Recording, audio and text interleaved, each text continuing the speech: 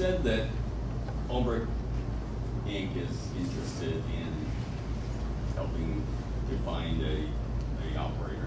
Can you go into a little more specifics about what is it exactly that you're doing? For example, do you have a set of parameters that you run by if you're contacting the current operator and saying, these are the parameters that we're looking to have you participate in this venture? Are you interested?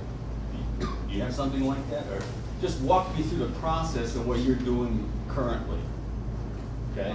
And maybe list five companies that you've had a conversation with. Yeah, this question came up in a previous forum. I think it was the first one. And just how do you go about contacting and talking with potential grocery operators? And it starts off with just an initial phone conversation or a conversation or an email, and you're trying to assess a general level of interest in opening up a grocery store. And if you can establish that, yeah, I like the market. Yeah, me personally, not me personally, but the grocer personally is looking to open up another location. They're financially ready to do it. And it kind of fits within their business expansion plans. Then you can start developing the conversation to a greater extent. You start talking about square footage, floor layout, product mix, market projections, financial performance, floor layouts. But the challenge is getting somebody that's really willing to get over that first hurdle. And we've had two that have really been interested in serious discussions, in the sense that they want to look at a floor layout. They want to look at a footprint for a building, whether it's a 6,400 square foot building or a different type of building that we've located on the triangle site. And we've had multiple ideas that we've kind of run through with potential operators. So it's different for everyone that you talk to. So I don't know if I have a set of parameters, like a computer program that I go to, like if this, then this, or else this. I don't think it works like that. It's a little bit more entrepreneurial, a little bit more creative. And it definitely starts with an initial discussion, email, phone call. And what we've been doing recently, we've had these public forums, the first one, the second one, this is now the third one. And we're trying to bring ideas out of the woodwork. I think we've done a fairly good job of doing that. That's one of the goals and objectives of our public forum. We've been in conversations with somebody who's interested in opening a co-op. Bill, we met at my office, was it last week, to talk about different ideas that you've had. So right there, that's a perfect example of kind of how it works. You've got an idea, give me a call, or I have this need that I'm trying to fill, and I'll give people a call and see if they're interested. And then you kind of just start talking about it, and then if you find out that you have some momentum behind the deal, then it can kind of go forward. But the thing is, there's not like an unending stream of potential grocery operators where I can go to work in the morning and say, okay, I'm going to call these 10 potential grocery operators today. And if it doesn't work out with them, and I have 10 more that I'm going to call, 10 more and 10 more.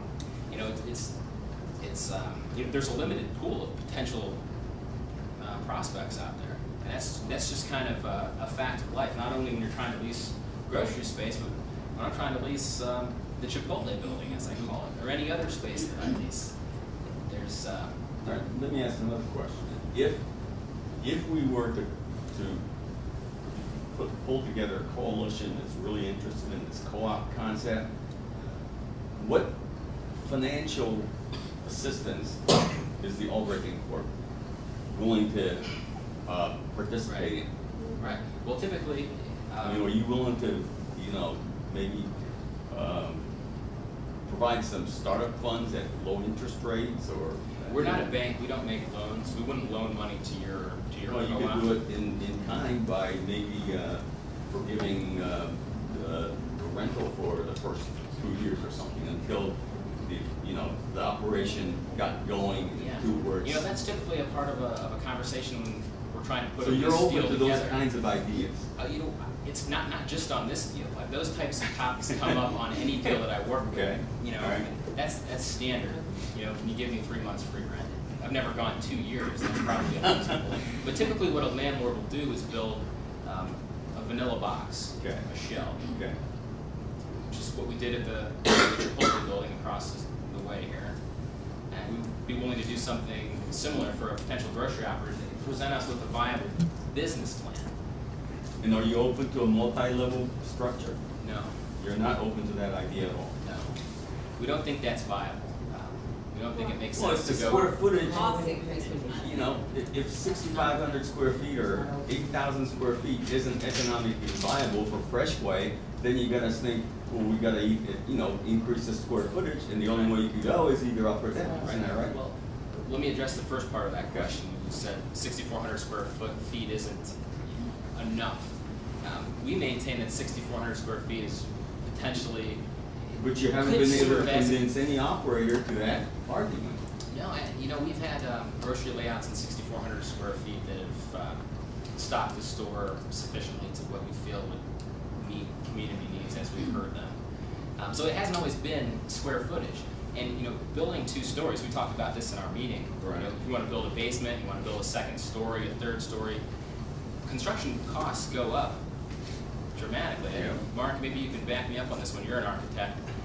Construction costs when you build high, you're getting into more expense. But it's not, Yeah. a linear Absolutely.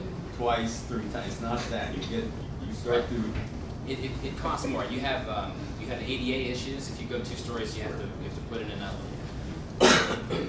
There's a, the larger the building is, more cost effective it is. basically. Not Yeah, I mean- necessarily when you're building up. When you're building vertical. Mhm. I would disagree with that. Every cost analysis we've done, when you Alright, go but, up, I mean- it's more expensive than when, if you wanted to build 6,400 square feet on 2 levels, in 2 3,200 square feet chunks, it would be more expensive to do that than it would be to build it in one 6,400 square foot level. Yeah, but That's the point that I'm trying to make. What I'm saying, if you're going 10,000 square feet or 20,000 square feet, and you go off another level, per square foot cost is lower.